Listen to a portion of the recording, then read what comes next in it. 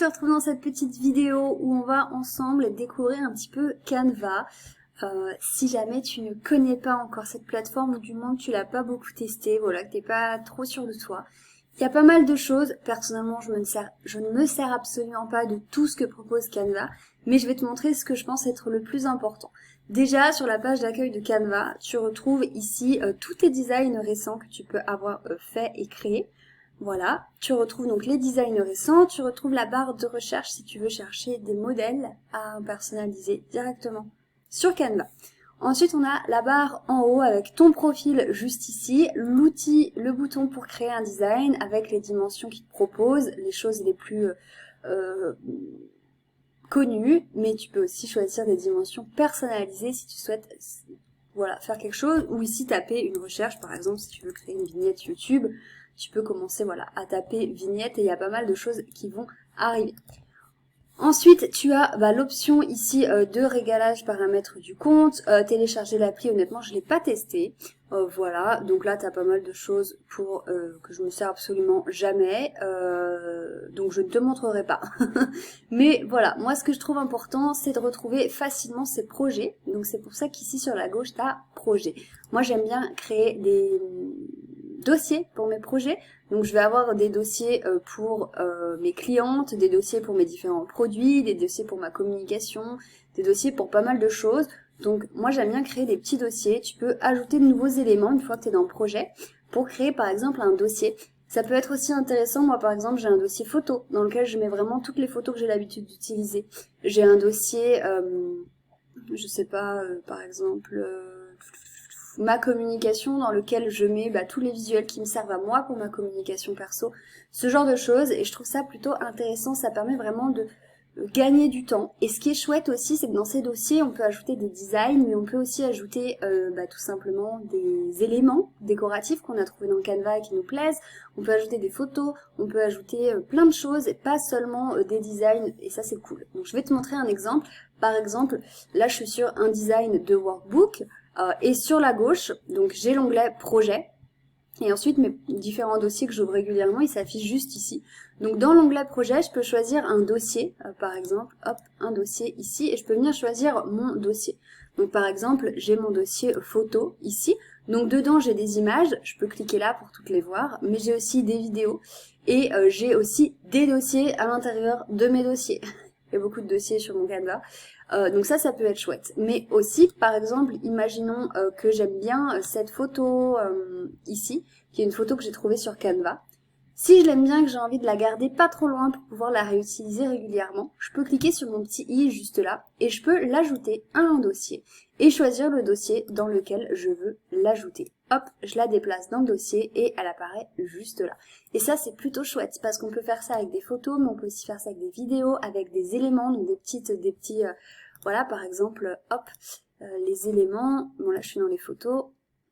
Hop, je mets cette petite fleur, j'aime bien l'utiliser. Hop, ajouter au dossier, je l'ajoute à mon dossier photo. Et maintenant, à chaque fois que je vais dans mon dossier de photos, j'ai ma petite illustration que je peux venir choisir facilement. Donc ça, c'est hyper chouette, les dossiers. Je trouve que c'est vraiment une base avec Canva. Et qu'une fois qu'on l'a intégré dans notre façon de travailler, ça nous fait gagner un temps fou. Voilà déjà pour les projets. Donc ça, c'est plutôt chouette. Quand je reviens sur l'accueil, en dessous, j'ai les modèles. Donc dans les modèles, c'est tous les modèles que va proposer Canva. Donc il y a plein de modèles, tu peux choisir pour les réseaux sociaux, etc., etc. C'est pas ici que tu retrouveras les modèles que tu as achetés en dehors de Canva. Si par exemple tu as acheté un template chez moi, tu le retrouveras pas dans les modèles, tu le retrouveras bien dans tes designs récents. Donc par exemple typiquement le modèle de workbook qu'on avait là, ou le modèle de cours en ligne qui est juste ici. Et ceux-là aussi, tu peux les ajouter à des dossiers. Moi, ce que j'aime bien faire quand j'ouvre un nouveau modèle, c'est que je clique sur Fichier. Et ici, je peux enregistrer dans le dossier et choisir le dossier. Donc, par exemple, mon dossier spécial communication, un dossier, si tu as un dossier pour son Insta, un dossier pour tes freebies, ça peut être chouette de les trier par dossier.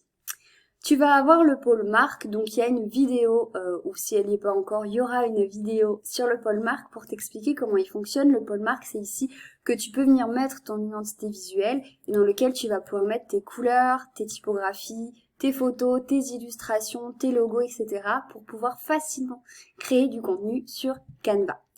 Voilà pour le pôle marque. Et en dessous, tu as les différentes applis de Canva. Donc personnellement, je les utilise très peu. Il m'est arrivé d'utiliser le QR code par exemple, ou le mock-up. Il m'est arrivé d'utiliser... Est-ce qu'il y en a d'autres que j'ai utilisés? Non. Voilà, mais le reste, je m'en sers pas beaucoup, donc je ferai pas de vidéo là-dessus. Mais je pense qu'il y a des choses assez pépites à découvrir. Il y a aussi le planificateur de posts. Si vous voulez directement planifier vos posts avec Canva, c'est aussi possible de le faire, puis planifier une publication Instagram par exemple. Moi, je m'en sers pas du tout, je me sers plutôt de la suite Meta Business, mais ça peut être une option. Voilà pour cette partie-là à gauche et pour la partie en haut. Maintenant, comment ça se passe quand on est sur un visuel? Par exemple, je vais aller sur celui-ci, sur Canva. Donc, par exemple, je suis sur un design que moi, j'ai fait pas mal de design pour faire des couvertures de Reels quand je les publie sur mon Insta. Donc, maintenant, une fois qu'on est là, comment fonctionne Canva? On a en haut ici les onglets importants pour télécharger un design. Par exemple, quand je clique ici, je peux choisir de télécharger mon design en MP4 ou par exemple en PNG, choisir quelle page je veux télécharger, etc. Ici, j'ai le titre de mon design. Ici, je vais avoir les fichiers. Donc, dans Fichiers, je vais pouvoir soit faire des petits paramètres d'affichage si je veux qu'il y ait les marges, des choses comme ça, enregistrer dans un dossier, dupliquer, voilà, ce genre de petites choses-là. Moi, je m'en sers pas énormément, mis à part quand j'ai besoin de dupliquer, etc., etc. Ensuite, sur la gauche, qu'est-ce qu'on a? On a les designs. Donc là, c'est vraiment si tu souhaites trouver un modèle sur Canva pour t'aider à ta création de contenu, bah, tu peux choisir tout simplement un design. En dessous, tu as les éléments. Donc dans les éléments, on a plein de choses. Ici, tu retrouveras tout ce que tu as utilisé récemment. Voilà, par exemple, moi, c'est ce que j'ai utilisé récemment. Bah, tout est là. OK. Ensuite, tu retrouves les formes. Donc si tu veux ajouter un carré, un rond, une flèche, une ligne, etc. En dessous encore, il y a, en dessous, il y a les illustrations. Donc là, par exemple, celles-ci, les recommandations magiques vont être basées, je crois, sur les dernières recherches que j'ai faites. Mais en soi, tu peux donc rechercher ou venir piocher dans les inspirations que tu trouves juste ici. Tu as également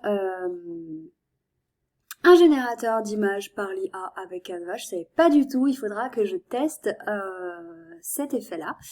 Tu as des stickers, donc des choses plutôt animées. Tu as aussi les photos, donc pareil, les utilisées récemment, et puis tout plein d'autres photos. Tu peux venir faire des recherches également par mots-clés, par exemple. Voilà. Et tu as également les vidéos, des audios, des graphiques, les cadres. Donc les cadres, c'est ce qui va te permettre de mettre des photos. Par exemple, un cadre rond si tu veux ajouter une photo ronde, etc., etc. Voilà. Ensuite, tu n'as plus qu'à faire glisser ta photo à l'intérieur. Et d'autres petites choses, voilà, dans les collections que Canva peut proposer. Donc là, c'est vraiment tous les éléments que tu vas pouvoir ajouter à ton design. En dessous, tu as les textes. Donc si tu as personnalisé le pôle marque, il va automatiquement te proposer tes typographies à toi pour mettre des titres. Mais il va te proposer aussi des mots-clés, des textes un peu comme ça, tout fait. Je m'en sers absolument jamais. Moi, j'aime bien pouvoir créer mes propres textes avec mes typographies, etc. En dessous, tu as le pôle marque. Donc là, je t'en parle dans une autre vidéo où vraiment on personnalise ensemble de A à Z. Le dossier importé, c'est là où tu peux faire glisser plein d'éléments que tu aurais importés. Donc moi, il m'arrive d'importer des designs, des choses comme ça. Même si quand j'y pense, j'aime bien les mettre dans des dossiers parce que le dossier importé, il peut devenir très très très long. Moi, après 4 ans dans mon entreprise, autant te dire que si je descends tout en bas, j'en ai pour 3 jours. Donc je préfère les ranger dans des dossiers plutôt que les glisser dans les importations. L'onglet dessin, je l'ai jamais utilisé. Voilà, donc je ne sais pas ce que ça donne. Les projets, comme je te disais, donc là tu peux retrouver tes dossiers, des designs récents, les images que tu as pu importer, etc. Et là, tu retrouves les applis si tu as besoin, par exemple, de venir chercher certaines applis. Je teste jamais ça. Voilà. Et en dessous, tu as les projets, tout simplement. Donc ça, c'est assez chouette. Tu as vraiment plein de choses dans Canva. Maintenant, passons à notre les choses plus en lien avec notre design. Tu as la barre du bas. Cette barre-là te permet de zoomer ou de dézoomer pour être plus ou moins proche de ton design. Tu as ce bouton-là qui est la vue gris que j'aime beaucoup utiliser moi personnellement parce que ça me permet d'avoir une vue d'ensemble sur mes designs et de me dire ok bah tiens je pourrais utiliser celui-ci. Je pense qu'il va bien rendre pour mon poste actuel, etc. Tu as l'option ici qui te permet de faire un agrandi et LED, dont je ne me suis jamais servi non plus. Le petit,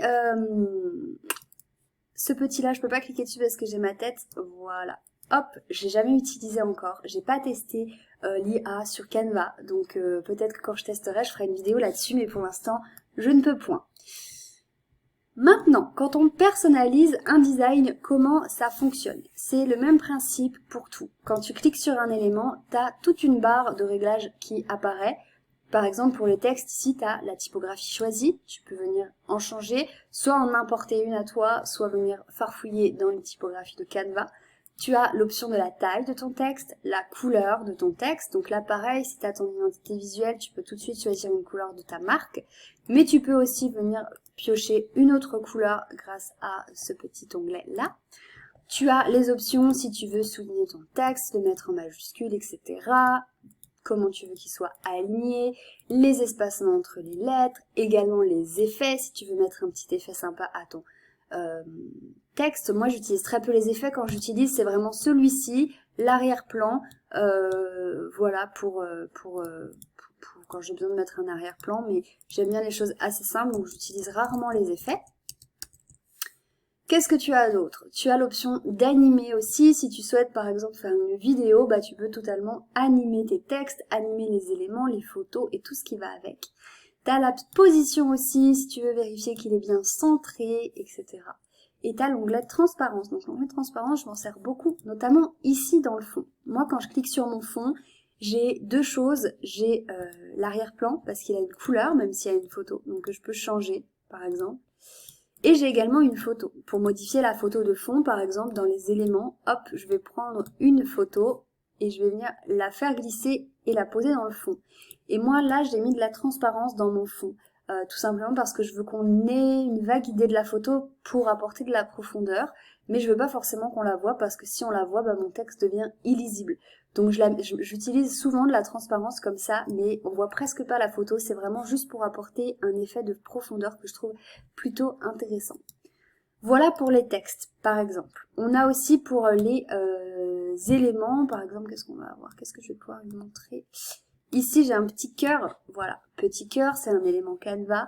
Je peux changer sa couleur, je peux l'animer également, je peux changer, voilà, sa transparence aussi. Donc en fait, à chaque fois qu'on a un élément ou même une photo, par exemple ici j'ai une photo, bah, je peux faire des petits changements au niveau de son style et ça se passe dans la barre du haut.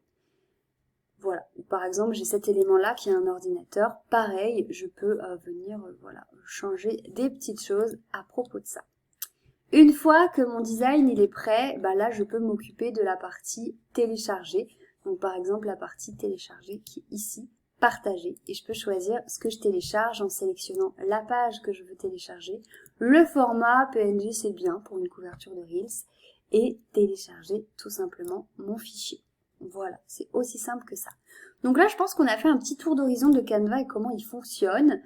Mais le mieux pour apprendre à l'utiliser, c'est quand même de s'y mettre, de tester des choses. Et le plus simple, c'est de commencer avec des templates quand on ne sait pas trop comment faire. Ça permet d'avoir une base, voilà, tout simplement.